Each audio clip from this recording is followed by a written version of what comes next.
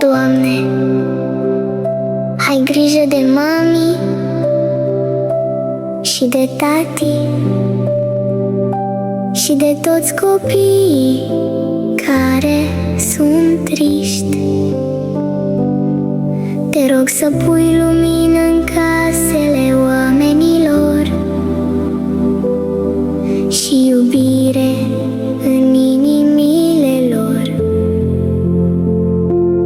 Și, dacă poți, ține-mă puțin în brațe în seara asta. Amin.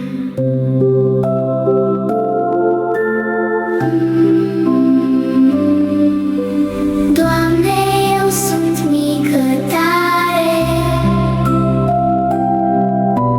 dar te simt când mă doare.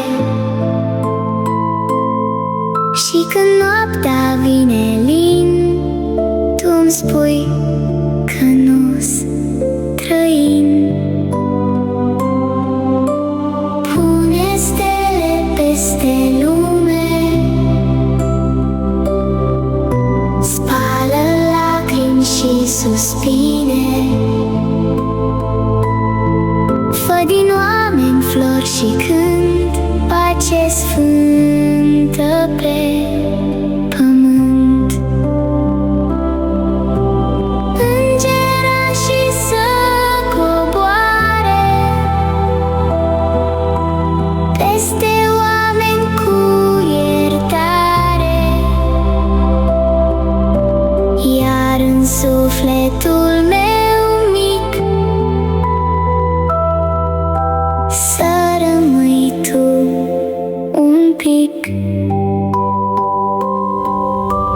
Doamne bun și luminos, ține lumea mai frumos. Și când ochii mei ador, lasă în cerul